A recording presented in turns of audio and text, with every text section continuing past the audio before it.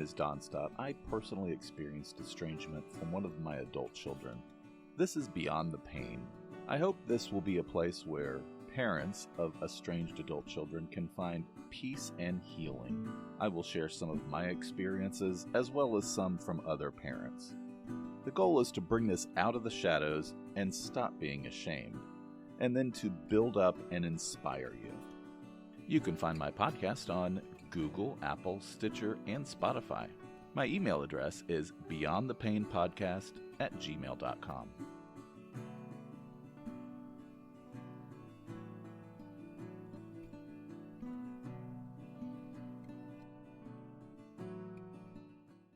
New Equals Reason is a podcast for everyday hard workers.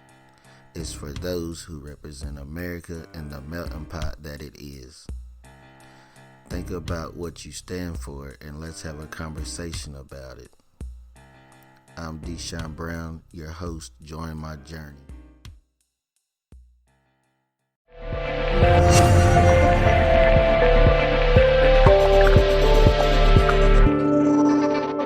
Hello, and welcome to Learn to Love, a show where we talk all about things you can do to build a better, stronger relationship.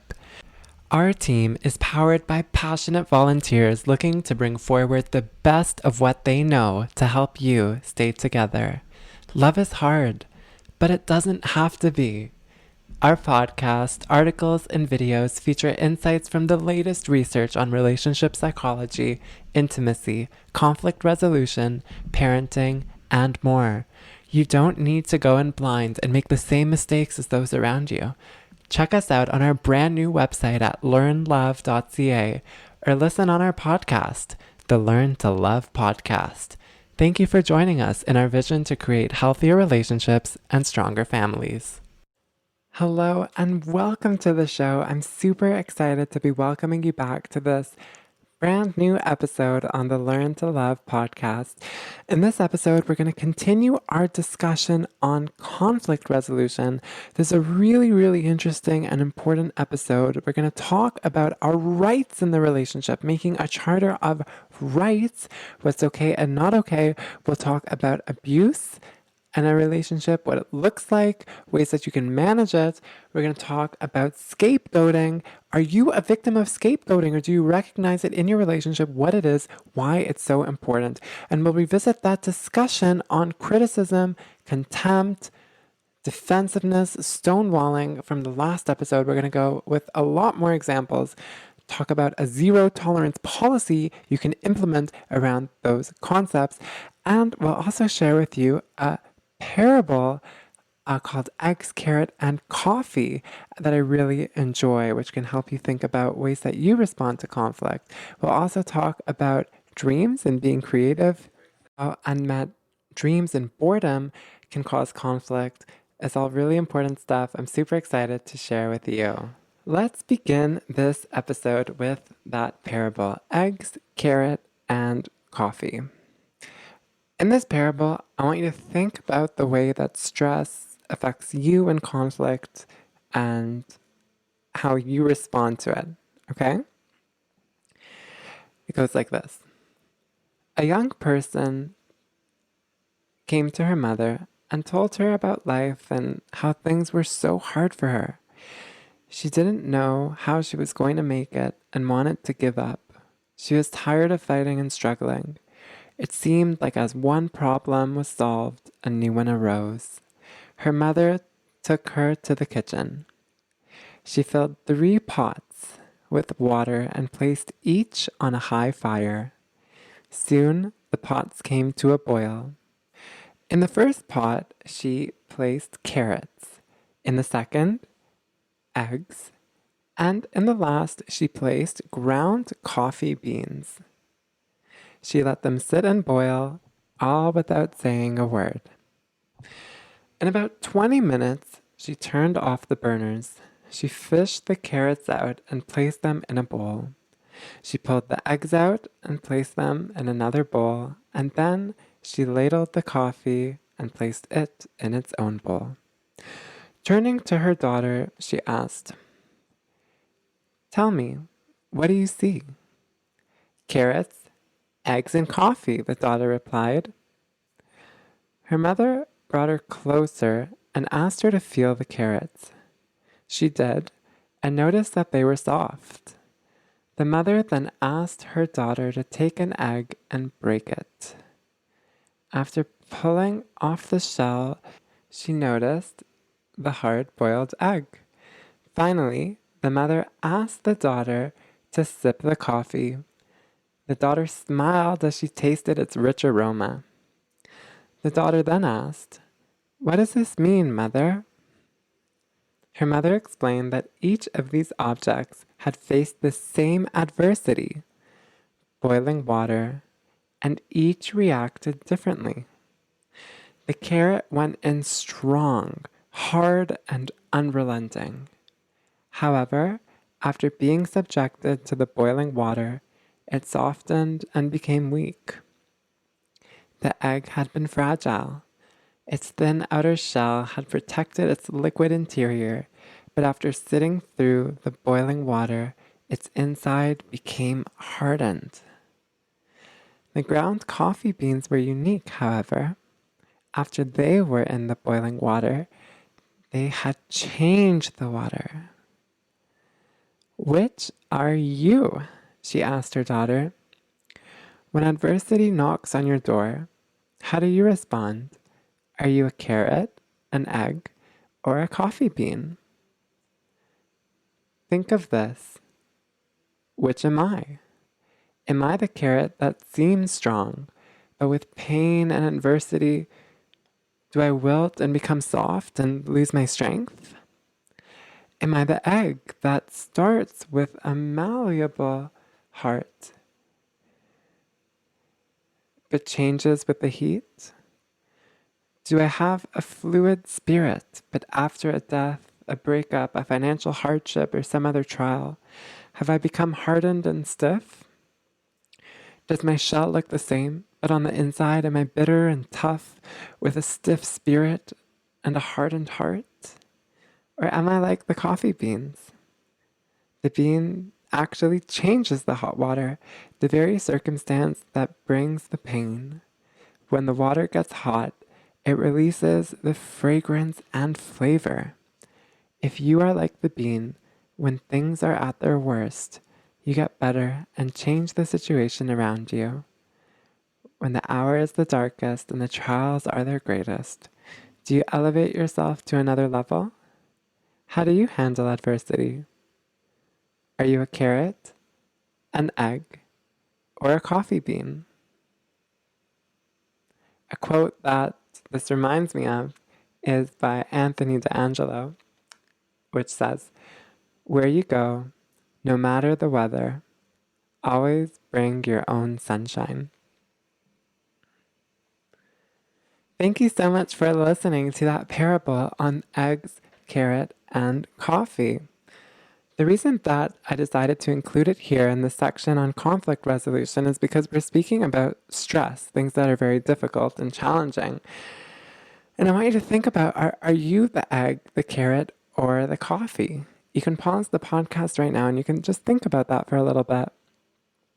Do you come in really hard and then get soft and weak? Do you come in with a hard exterior but a really soft interior and then you get all hardened up? Your exterior stays the same, but your interior hardens up inside that shell. Or are you like the coffee, which in times of the boiling water spreads its aroma around? Really, really interesting parable. The first time I heard it, I thought about the carrot, like being very strong and then get soft, or the egg. It looks strong, but very sensitive inside. I guess the coffee bean starts off very strong and then gets a little bit softer as you boil it. But I like the message that in times of stress, we can try to grow, to learn, and to make the situation around us better. We talked about so far on the show the idea that you can only love your partner as much as you know them. Like love is knowing, And conflict is a really great opportunity to learn more about your partner. For example, if it relates to a limit that hasn't been met, it's just a great opportunity now to set limits to try prevent future fights. You can discover more about each other. You can have a deep emotional connection. Remember, often they arise due to an absence of connection. And you can use them as opportunities to think about what you can do to be better. For example, are you not exercising and you're very stressed and you carry a lot with you, and then it's very easy to snap at your partner? Okay, what can we do to be proactive? We think that relationships are always going to be there. Like there's this saying that people often snap at the people that are closest to them because they have this feeling that they're going to be there forever. But as we find out the hard way eventually, that's not the case. We think that we can keep snapping at somebody and making them feel bad, but eventually they're just going to distance themselves and they're going to go away out of a need to protect themselves. Remember, we talked about modeling, that people model also the physiological response that we show them. So if we bring a lot of stress into the conflict, into the relationship, by snapping, by getting angry, by speaking disrespectfully or pushing our partner's soft spots. Remember soft spots from earlier in the show? Those are things that get our partners from 0 to 100 really, really quickly. And they're related to deep insecurities, like deep, unmet, unaddressed insecurities that we can't change, okay? They bring them into the relationship. We have to just accept them. For example, if our partners don't feel good enough and they felt like they weren't good enough for a very long time, and then we compare them to like their sibling, if they felt that they were competing with their sibling or to someone else in a negative way, and then it brings up their insecurity of not being good enough, it's going to aggravate that soft spot, bring them so much tension and emotion, and it's going to make it very, very hard for them to feel good in that moment. All that tension is going to come up to the surface, and it's going to make them feel so stressed, so down. And that's not what you want to do. You can't get mad at them for having soft spots. We all have soft spots. You listening to the show have them too.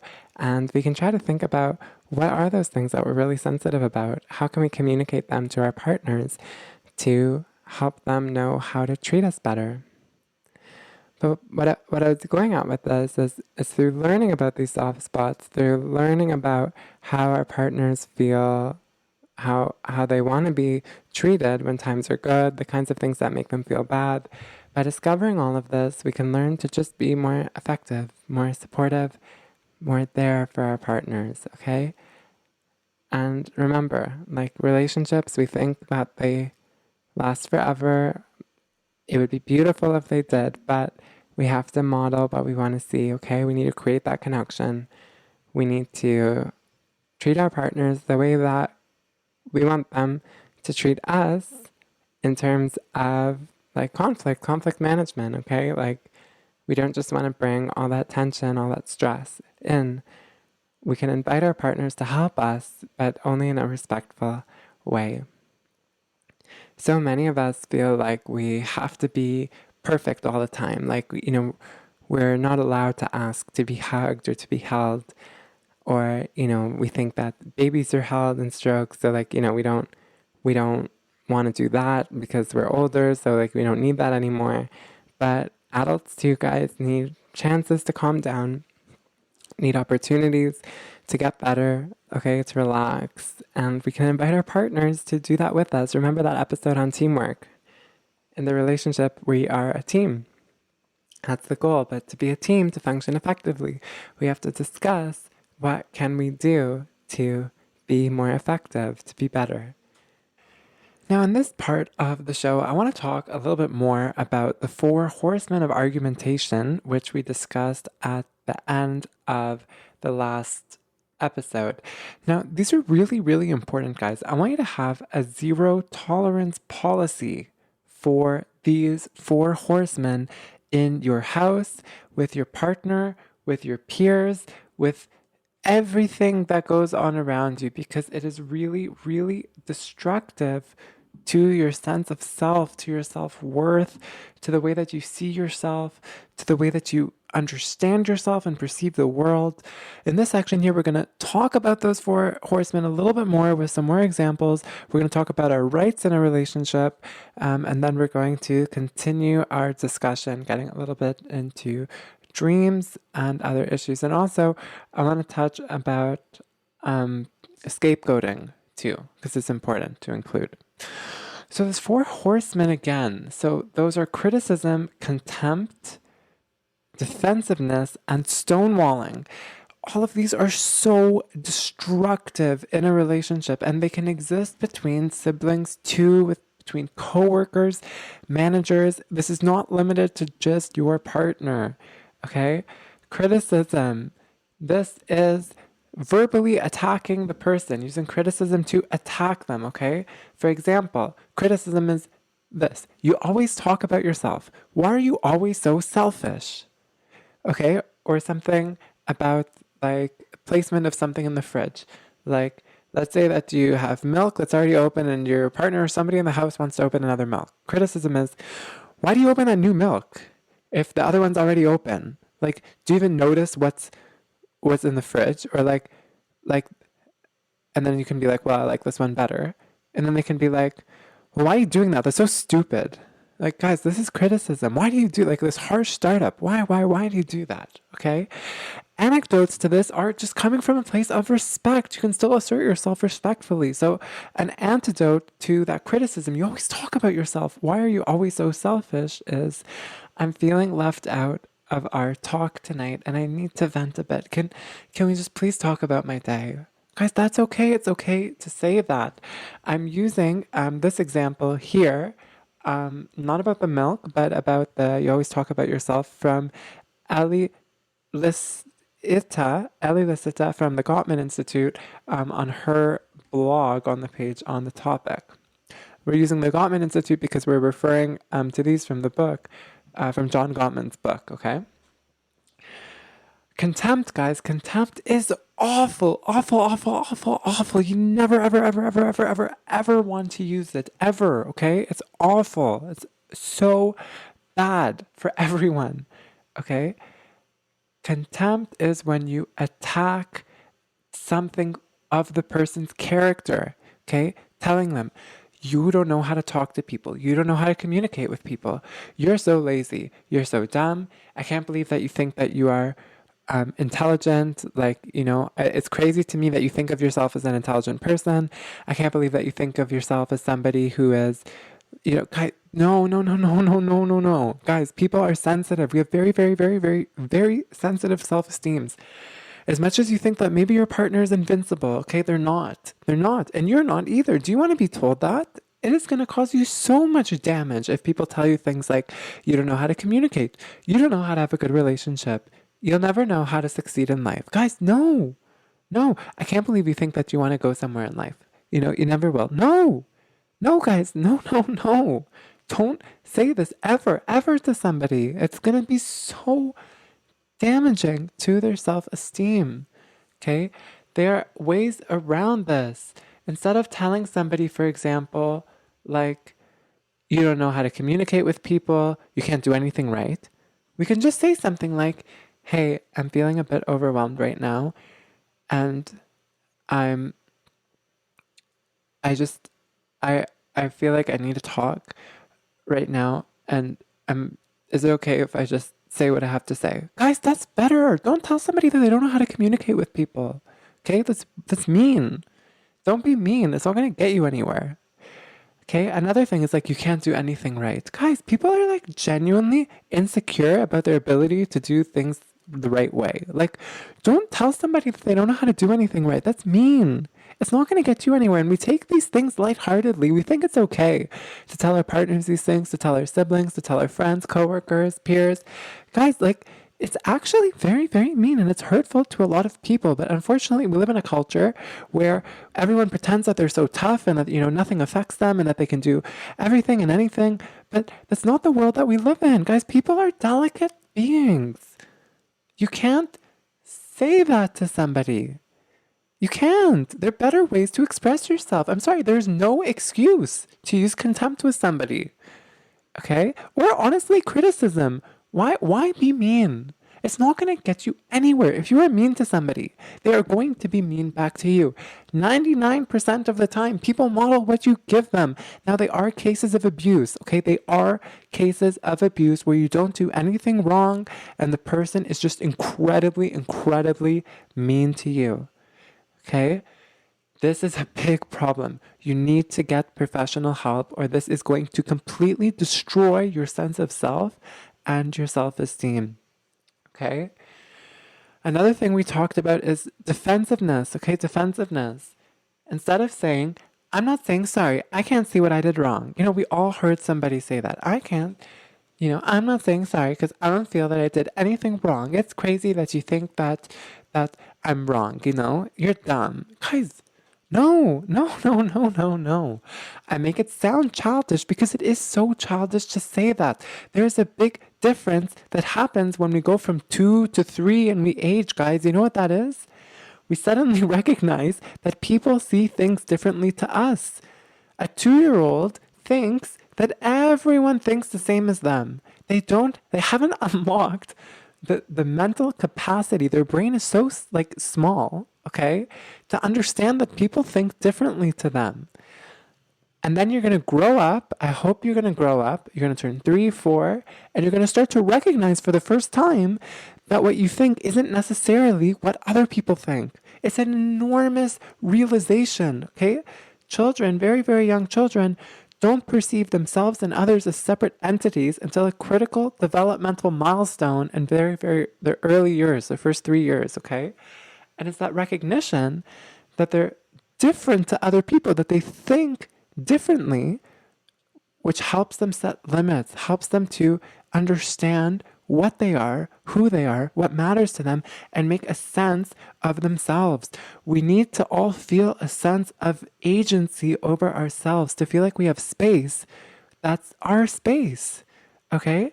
Space that makes us us. If we don't have that space, if people aren't observing our limits of basic ways that we want them to communicate with us, we are going to feel so suffocated, like we're not a real person because we don't have that space to thrive as a human. We all need some basic respect and space to thrive, okay?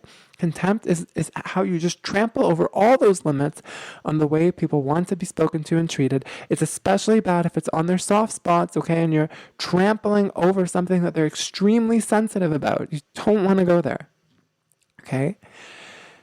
We need to create that space that we all need to thrive. And we need to respect people's boundaries, especially, guys, everyone has boundaries over the way that you're allowed to talk to them, okay? Contempt is just going over those boundaries. If we don't do that, we deny people the very basic things that they need to thrive, succeed as human beings, and to feel like they matter, that they're important. Like, we think that everyone thinks this, but guys, it's hard. It's really, really hard. A lot of people have so much insecurities about their ability to be a good lover, a good person, a good worker, a good sibling, okay? You don't want to exacerbate that further. What is the opposite of contempt? Think about it. What is the opposite of telling somebody something that's really bad about them? It is appreciation. Appreciation, saying good things. It's okay to say good things to your partner. That's what we want, okay? Tell them things like, hey, I really like the way that you prepared dinner tonight. I really like the way that you're dressed today. If you can also say good things about things that your partners are sensitive about, and it will make them feel even better. So contempt would be like, you don't know how to do anything right. You're so dumb. Okay? And appreciation would be like, hey, I love the way you planned that dinner. I love the way that you planned that trip. I'm having such an amazing time with you. I'm so happy. Or just saying hey, you did that really well. You don't have to lie. Just find something that you like about the person and bring it out. We need to bring out the positive traits of people, okay? They're buried there deep inside, but by probing for them, we can break down those walls and we can bring them out and bring them to the surface. so that they'll use them with us. Okay, so we talked about this childish kind of defensiveness, okay? If somebody tells you, I'm not saying sorry because I don't see what I did wrong in the situation, I want you to think that they are like a 2-year-old, okay? Honestly, just think. They are acting like a 2-year-old because around age 2, age 3, we understand that people think different things to us. If you feel like you didn't do something wrong in the situation and the other person feels that you did, I don't care what you think. And you shouldn't either. You need to apologize, okay? It doesn't matter what you think happened. If the person feels hurt, you need to apologize. How do you apologize? The 4 steps of an apology. We touched on this already, okay? First, you express remorse. And you should always express remorse because you don't want to be remembered as somebody who hurts others. It doesn't matter if you feel like you didn't hurt them. You hurt them, okay? Maybe you touched their soft spot. I don't care what you thought about if you hurt them or not. You touched their soft spot. That's what matters, okay? Express remorse because you don't want to be known as somebody who hurts. Say, I am sorry, okay? I'm sorry. I feel bad that I hurt you, okay? A lot of us would end there, but that's only step 1 of 4. Okay, you may think it's hard, but guys, use this formula. It's going to work for you virtually every time. Step 2, try to understand what your partner feels. Your partner will only forgive you fully when you can really, really, really understand what they feel. Let's say that you called your partner a whole bunch of like any one of the swear words, okay? You're so, and then fill in the blank. Guys, that's going to hurt. And it's the opposite of what we talked about earlier in the show using I statements. Instead of labeling our partners, guys, which doesn't give them the space that they need to thrive, it doesn't help the situation at all. We never want to label our partners. We're going to say instead, it seems to me that, okay? It seems to me that, and just describe what you see. Don't start with you, guys. In John Gottman's book, The 7 Principles for Making Marriage Work, which we're talking about a lot on the show, he says that he can often predict where a conversation will end just by watching the first couple minutes. Because conflicts, guys, conversations, they often almost always start the end the way that they start. If you start with a soft startup, coming from a place of care, from a place of genuinely wanting to help and being kind and respectful to your partner, it is very, very likely that your conversation is going to end in a respectful manner. But if you come harsh with a harsh startup, saying things like starting with you're so bad, no, guys, it's going to end badly. I'm telling you, it doesn't take rocket science to figure out that it's going to end badly. If you want a conversation to end well, it helps to start it well. Soft startup, okay? Come from respect. Use I, okay? Don't say you. Model what you want to see in your partner, okay? This is how our mirror neurons work in our brain. If you want to have respect from them, show them respect. If you want them to show compassion to you, show them compassion. Guys, we learned this in kindergarten. Treat others the way you want to be treated. Why is it that as we become adults, we forget so many of these basic competence for how we're supposed to treat people? Okay? So, remember, I don't care if you don't think you did anything wrong. Your partner doesn't either, okay? You need to acknowledge that they feel hurt and apologize, because if you don't, you are like a 2-year-old because you didn't unlock the ability to understand that people think differently than you. Okay? And if you want another kind of exaggerated example of this, you can look at witnesses who report to events. So like if you have 5 witnesses and they all witness the same crime, they're going to actually often have very different stories of the crime, of like what the perpetrator looked like. And it's because we experience the world differently.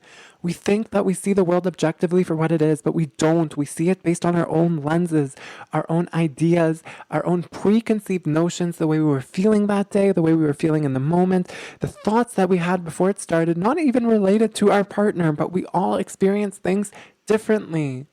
So if you feel like whatever, it wasn't important to you, well, your partner may have felt it differently, because we all experience things differently. And that is so, so important.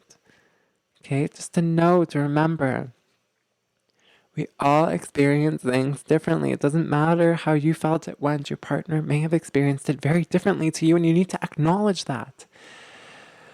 Last on those 4 horsemen, we talked about stonewalling. Stonewalling is when we completely disengage with the partner. It's when we basically give them like a stone wall to engage with. Guys, this is terrible, terrible. It can help you if you are being abused, okay? It's going to make you physically and emotionally disengage with the abuser. Okay, and it's a physiological response. Why do people do this? To protect themselves, because stress kills, and everyone knows deep down that stress kills. It feels bad. So if somebody's making you feel bad, you're not going to engage with them to protect yourself. Okay, so in the case of abuse, this is helpful here. It's going to help protect you, but still, guys, seek professional help. If you think that you might be abused, it's going to cause a lot of problems down the road if you hold it. Remember that story that we shared, holding the glass.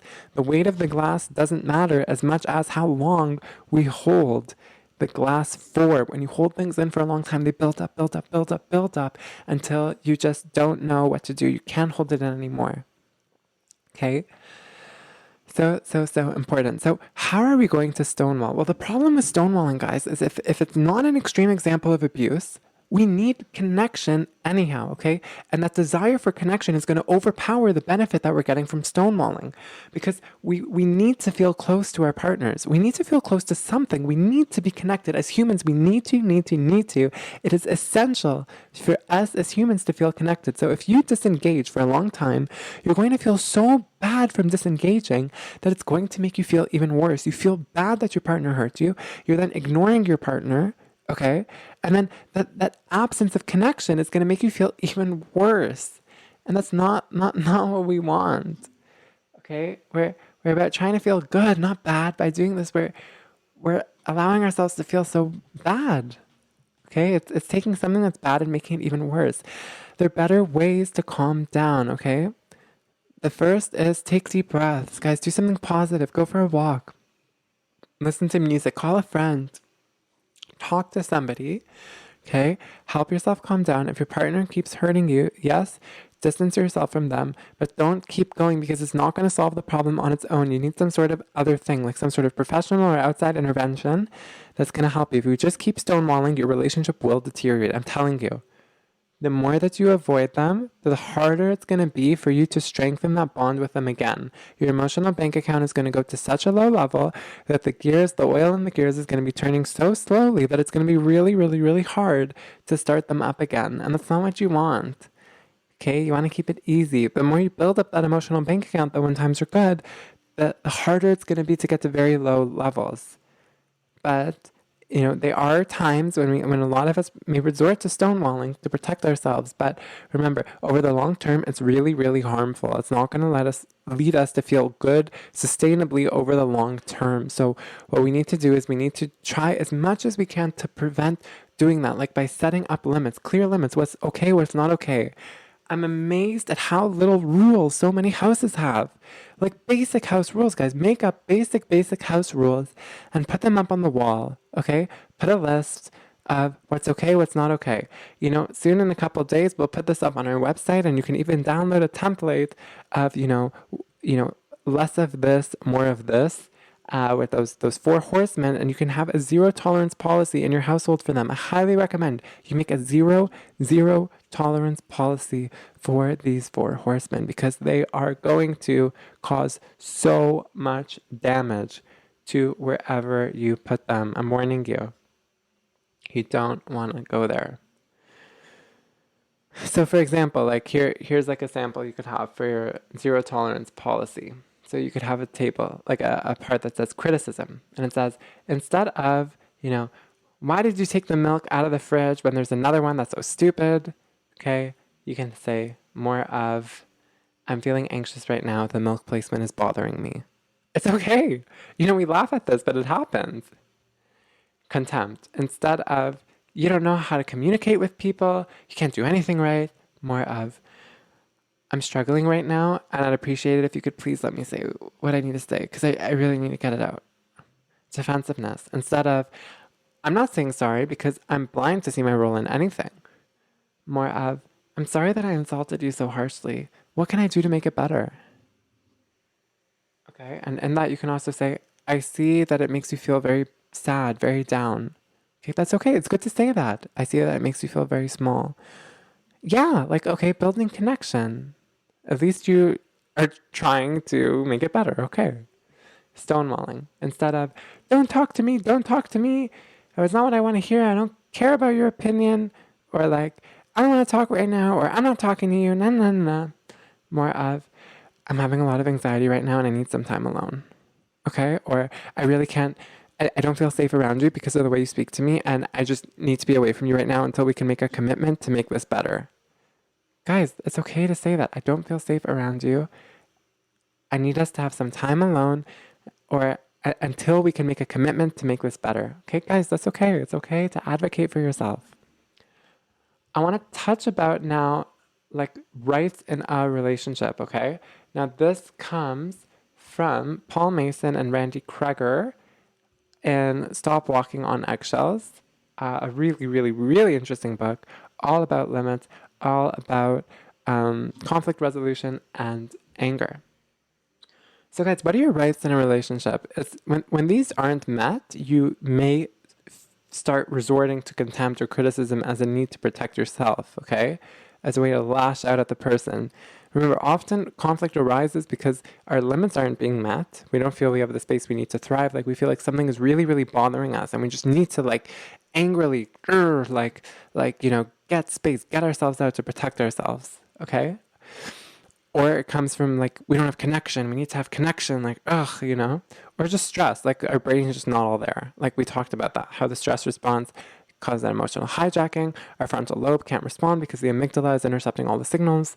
Okay, like that's bad. Okay, calm down. First rescue, get the brain back online, get the car back on the road, and then we can keep going from there. But what are your rights in a relationship? Okay, you have the right to emotional support, encouragement, and goodwill.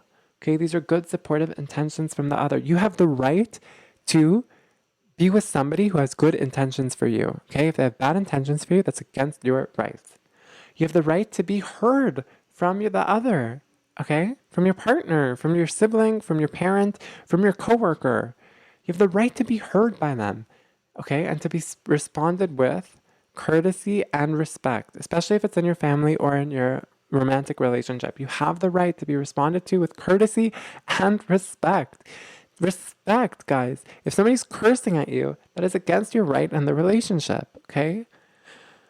And I know it's hard, but again, you always want to model what you want to see. So if they're cursing, as hard as you can, try not to curse back. It's just going to bait you into them saying, oh, well, you did this. A lot of people are really, really selfish and they can't see what they did wrong. I'm so sorry if you have somebody like this in your family, okay, that you can't get rid of or that just drives you mad. But those basic rules are going to make it easier for you. Okay, basic rules, enforce them, house rules. If your parents listening to this and this problem is going on with your kids, and the reason we're talking about this is, these conflict resolution skills, you can apply them in your relationship. You can apply them everywhere else too. Make basic house rules. Please, please, for the benefit of everyone in your family, make limits. Encourage all of you guys to make limits. Okay, even with your close friends too, you can make limits and just help each other know how to treat each other. We don't know by default. Okay. We have the right to have, so let's continue the first two, the right to emotional support, encouragement, and goodwill, and from that we mean good supportive intentions from the other. We have the right to be heard from the other and to be responded with courtesy and respect. We have the right to have our own view, even if the other person has a different view. And that is completely okay, guys. It makes humanity interesting that we have different views. Remember, we see the world through a very, very, very subjective lens. So, of course, we are going to interpret things differently, and that is okay. Okay? Just we have the right to be heard. Okay? To accept that we have a different view. That's okay. We have the right to have feelings acknowledged as real. This is so big in abuse, guys. If these are not consistently being met, you may be a victim of abuse. Okay? You have the right to have your feelings and experiences acknowledged as real. When people tell you that what you feel is wrong, or that you're crazy because of how you feel or what you see in the experience, okay, that is a form of abuse. You have the right to have your feelings and experiences acknowledged as real. Put this up on your wall. Okay, go over this with your partner. We think that this is common sense, but it's not. It's really, really not. You have to make this very clear to protect it. You have the right to a life free from excessive accusations, blame, criticism, and judgments. Okay? If somebody keeps judging you, keeps criticizing you, and it's driving you crazy, okay, you have a right not to have to deal with that. If it's coming from a sibling, okay, parent, partner, tell them, I have a zero tolerance policy for this. That is not okay. Put your foot down, okay? Advocate for yourself. It's so important. We feel like we can't advocate for ourselves because it's not allowed, or it's too this, or it's too that, because we have to do it, okay? We have the right to live free from emotional and physical abuse. If this is persistently bothering you for 2 weeks and they're not abiding to your limits, they're not respecting you, you have a right to live free from that. Okay? There are a number of ways that we can enforce these rights legally, like through a restraining order, which I don't recommend. If unless it's very persistent and like over the long term. But guys, just like go over this right. Tell them you have a right to this, and then they'll get it in their head that it's not okay. People just do things. They treat people like garbage because they think it's okay, but it's not okay. Okay? You have a right to live free from emotional and physical abuse. Tell your partner, tell your peers, tell whoever you think is driving you crazy. We feel like for some people who experience abuse, we feel like it's not okay to share our story or to put our foot down. Right? Abuse is more common than we think it is. And if you may be experiencing it, put your foot down, because if you don't, it is going to really, really, really damage your self-esteem and sense of self over the long term. Now, none of this is professional advice. Just remember, okay, I highly recommend you get professional help. If you feel like you are being abused, okay, none of this is like professional advice though, okay? It's not expert advice. Just that's why I recommend go to a professional, okay? But there's no guarantee that these strategies, if you try putting your foot down, like maybe it's dangerous. I can't advise you what to do, okay? I'm not in the position to advise you what to do. I'm just giving recommendations that you can choose to follow at your own will. They come with no guarantees, okay? Like, I feel that they're important to talk about, so I'm talking about them on the show, but I can't guarantee the outcome. Okay, you have the right to privacy and only sharing what you are comfortable. This is such a big one, guys. You know, like our partners, sometimes they're like very clingy or like very, they like really want to see what's on our phone. They really want to read our emails. They want to go through our messages. We have the right to privacy, guys. It makes us who we are. We need to have that space to thrive. And if they want to always hinge on your personal private space, that is not okay, because it degrades your sense of who you are. And when you don't have a sense of self, you are up to the mercy of them. And that's not what you want, guys. We lose ourselves. We need to keep ourselves to thrive, to be healthy, to grow, to learn. You need to set limits on having some privacy so you have some space for yourself, because you need that space to thrive. Okay. We also now, this is very, very important, we have the right to control our body and our possessions. Okay, we have the right to only being touched the way we want to and that we're okay with, and our possessions only being handled in the way we are comfortable with. If your partner or somebody else in your life tries to touch you in a way that you're not comfortable with, that is against your limits. That is not okay. Tell them, put your foot down, make it a big urgent matter. It's not okay. Okay? We have the right to only being touched the way we want. And our possessions, guys, sometimes our partners or peers or siblings or anybody goes and they take our phone, they, take our possessions and they play, guys, no. Our possessions are an extension of ourselves and our space. If people use our possessions in ways that we're not okay with, it's by permission kind of granting them the ability to treat us in ways that we're not okay with too, and it's not what we want. Okay, we have the right to have our body and our possessions handled in the way we want. We need some space to grow, to thrive. These are your rights. The right to emotional support, okay, encouragement and goodwill from your partner, from the other. Okay, I say other because it means sibling, peer. The the right to be heard from them and responded to with courtesy and respect. That is a basic human right. The right to have your own view. Even if they have a different view, that's okay. We see the world subjectively. It is okay. We have the right to have our feelings and experiences acknowledged as real. As real. We need that. We have the right to live free from excessive accusations, blame, criticism, and judgments. We have the right to live free from emotional and physical abuse. We have the right to control our body, our possessions, okay, the way they want to be handled. And we have the right to privacy, to only share what we are comfortable with. As humans, basic human rights, okay? You need to advocate for these human rights in your relationships because they are not going to come automatically, okay? We think they're common sense, but they're not unless we make them clear. Unless we make them clear. Thank you so much for listening to that segment, all about our rights in the relationship and going over a little bit more criticism, contempt, stonewalling, defensiveness. Okay, we talked about development. We talked about how these are so harmful and we need to advocate for them because they're not common sense unless we do that. I want to talk a little bit now at the end of this episode, because we still have some time and it's also really important, about scapegoats. So do you ever feel like you are, like somebody is just like making you feel like you're responsible for all their problems? Do you ever feel like somebody's just mad at you? Like no matter what you do, they're just mad at you. Okay? They get upset at you over like weird things that they don't get upset over anyone else about. Like they treat you in a special way that's just so much worse than the way they treat everyone else. They treat you almost like you are their punching bag.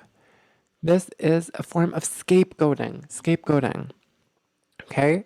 Scapegoating is when we blame somebody else for all the problems that we've ever experienced in our life because we need a convenient story to help us accept it.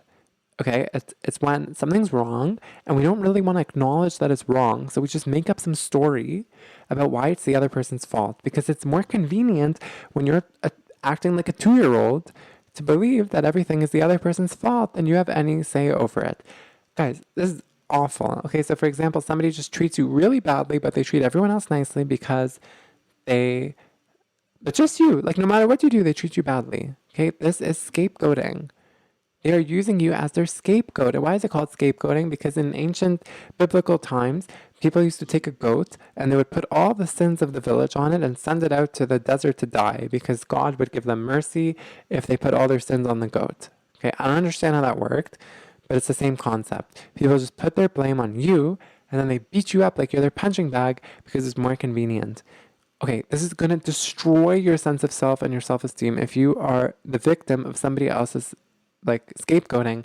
Please seek professional help. It is so important. Unfortunately, a number of us are victims of scapegoating, and it's just extremely detrimental to our long-term health and well-being. I'm so sorry if you've ever experienced this in any of your relationships with your partner, parents, siblings, friends, okay? The only way to overcome this is for that person who's doing the scapegoating to get professional help. Unfortunately, often the people doing this are too selfish to seek professional help because they think that they're perfect and the other person is the source of all the problems.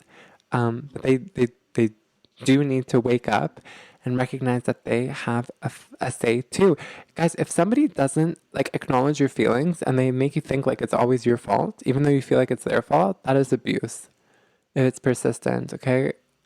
I'm so sorry if you experience this. It's so unfortunate that there are people in the world who act this way. Unfortunately, a lot more than we think do. But just be aware of scapegoating. Remember this. If you're being abused, if you're being like a scapegoat to somebody, okay, it's not you. It's them. It's not you. They're going to get mad at you for a whole bunch of different things. It's not you. Please hold this dear to you. It is not you. It's not you. It's not you. It's them. Okay, it's them. They are projecting onto you. We talked about projection. They're putting all their misery on you, but it's not your fault. Okay? They are just seeking some sort of outlet, and it's the most convenient for them when they're acting childish and selfish to put you as a scapegoat. And unfortunately, a lot of partners end up becoming the scapegoats for somebody else. Okay? And like It's awful, but just talk about scapegoating. Bring up the idea. So many of us have no idea that it occurs, even though it's so, so common. If you feel like somebody treats you and only you badly, even though everything else seems to be going fine, okay, like they're nice to everyone except for you, recognize that you are a victim of scapegoating. I know that it's like we talk about, like on the show, the importance of taking responsibility and that you shouldn't, walk around pretending that you're a victim, but scapegoating, it's a real thing, and it's very detrimental if you hold on to it. Okay, look up resources for scapegoating and bring it up to everyone's attention. Just talk about scapegoating with your family, with your peers, with your partner, so they're aware that it exists. Just by talking about it, they can start to understand it. Okay, because it happens. It happens. It's because we see the world through stories. We talked about this in earlier episodes on conflict resolution. We need to make up stories to make things easier to understand, to comprehend. Unfortunately, though, if you are the subject of somebody's negative story, it's going to cause you a lot of problems, and them too, guys. It's not nice to, it's easy to just make someone else a scapegoat, but it's not appropriate, okay? It's not going to solve the problem. It's hard to live thinking that someone else is the source of all your problems, okay? Like, by that I mean that like, they're like very mean to only you. Like, because if they think that you're, like, it's your fault that they feel so angry all the time, this is what I mean. Sorry, the message is a little mixed up. This is what I mean. If somebody feels that, like, they're angry all the time, they're hurt all the time only because of you, and, like, everything is your fault, and by this I mean not just, like interactions between you, but, like, everything else in your life, too. So, like, if they think that it's your fault that they didn't do well in school, it's, like, your fault, everything's your fault, somebody rejected them and it's your fault. It's hard to think that way because it's like, damn, I wish something was like my fault. I don't want that you're responsible for everything that ever happens to me. Like, it would suck to live a life, especially as an adult, thinking that the other person is responsible for everything that happens to you. Like, I want some free will too. I want some free say to choose what I want to do. We should have free say. We shouldn't just make it so the other person, gets full authority over everything. It's important not to make someone else a scapegoat so you can take personal responsibility, okay? When you take personal responsibility, it liberates you. It says, damn, I'm free to have a say to make my life better. That's awesome. That's awesome to have a say to make your life better, okay?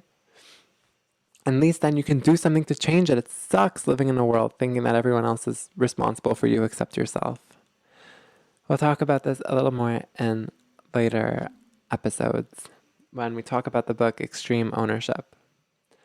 Now, finally, I want to talk again about dreams. We didn't have as much time as I wanted to get over to talk about this in this episode, so we'll make room for it in the next one. But basically, a lot of us, this is from Elizabeth Gilbert in her book Big Magic, we need to create. Like, our brain is always pushing us to create, to do something.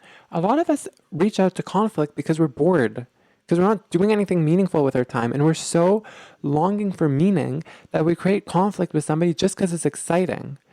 This happens, I believe that this is actually responsible for a lot of conflict that happens between partners because they're just bored, especially younger couples who are like always bored. Like, this new generation is just bored often, okay? Even though there's everything to do in the world, people feel like so bored. And I think it comes from a sense of loneliness and disconnection. But I want you to ask yourself, when you create conflict, is it because you're just bored and you're frustrated over something completely unrelated to your partner, which leads you to act that way? Because if so, I want you to think of hobbies you can do. Like, people don't really have hobbies anymore. Like, hobbies, guys, people used to go bowling, be part of bowling clubs. People used to play, billiards with their peers, and they used to have tea every day with their coworkers. All of this is on the book, in the book Bowling Alone by Robert Putnam. Super, super interesting book on like how people are spending so much time alone now compared to how they used to spend with others. And that's partly because it's now just easier to watch TV and entertain yourself for 3 hours than to make an effort to meet your neighbors. We're going to talk about this more in the next episode. But the big idea here is I want you to think of a hobby, like do something creative. Like, we all have dreams, okay? But like we need to act on them, or they're going to leave us feeling really frustrated, and we're going to be so frustrated that we cause problems with our partners over it sometimes. And like, think about, what do you want to do? Like, I think a lot of conflict is related to unrealized dreams. Do you want to write? Do you want to paint? It's also great for stress relief. Do you want to play violin? Do you want to just like create something? Like life is short and we have so much free time, like often now, but don't like the phone, social media isn't really creating. Like make something meaningful to you and do it just because you like it. And not only will that distract you from your stress, but it will also give you some meaning, things to enjoy, to feel better about it. When you feel good, it's harder to cause problems with your partner. It's hard to create conflict when you feel so good. Okay? You have to feel bad to want to make conflict. And well, what's a great way to feel bad? Just by being bored and feeling like you're not doing anything meaningful with your life. I want you to chase your dreams. Don't quit your day job. But if you always wanted to write a short story, write one. If you always wanted to paint, paint. If you always wanted to learn a piano, guys, it's never been easier. Go on YouTube, okay? You can learn about it.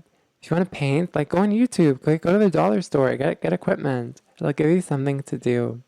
And when you're happy and satisfied, it will be much harder to get mad at your partner and to be stressed. It's good for stress relief too. It's all from the last episode. We have to take care of ourselves to have the physical and emotional capacity to take care of others. So thank you so much for listening to this episode. I'm going to wrap it up now. We're going to, in the next episode, talk about dreams a little bit more, okay? And we'll bring together some other aspects on conflict resolution all together because we don't have so much time to wrap everything up here. But basically what we did in this episode, we started with that story on eggs, carrot, and coffee. I hope you found it meaningful and interesting. I want you to think about like stress from conflict.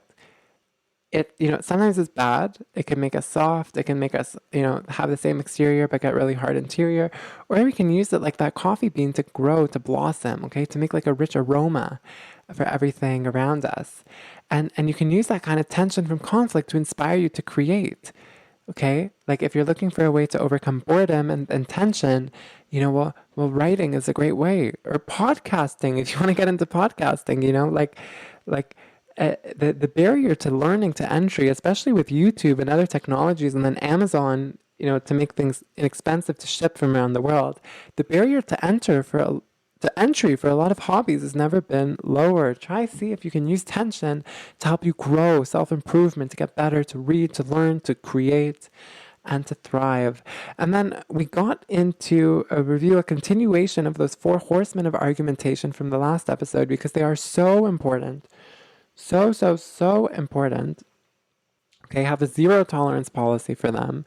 Check out our website in a couple of days. We'll put an infographic up about them. You can print it. You can put it in your home. learnlove.ca. I guess it'll be on our blog. So learnlove.ca/blog. We then talked about our rights in the relationship.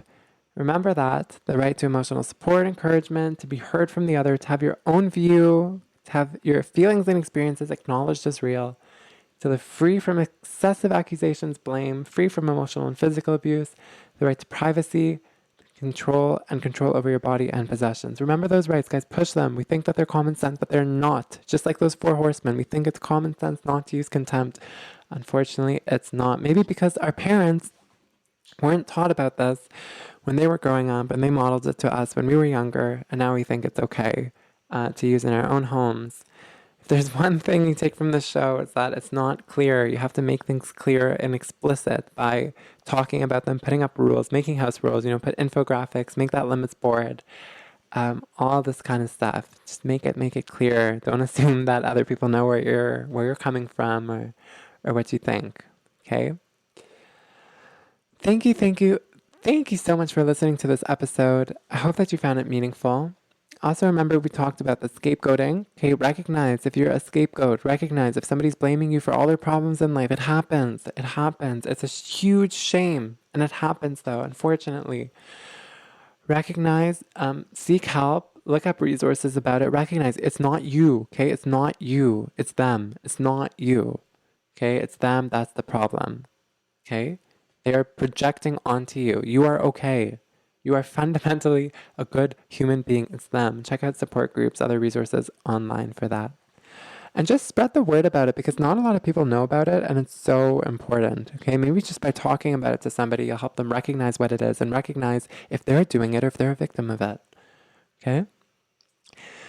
So thank you so much again for listening to this show. I hope you found it helpful, that you can apply it to your relationship, not just your romantic one. This episode, was really special because you can apply it to a whole bunch of relationships: siblings, friends, peers, parents, coworkers. Okay? Those rights in a relationship extend beyond just with our partners. They're basic human rights, okay, that we need to thrive. I hope that you found that story, Eggs, Carrot, and Coffee, helpful. I hope you like that analogy that we talked about, the human brain developing. We talked again about emotional hijacking. If you're just listening to this episode and you want to hear more about those topics that we referenced in the last episodes, check out our earlier ones on conflict resolution. The past 5 episodes are specific to conflict resolution. And it'll help connect everything together. Or check out our blog. We are working on written adaptations of this podcast at learnlove.ca/blog.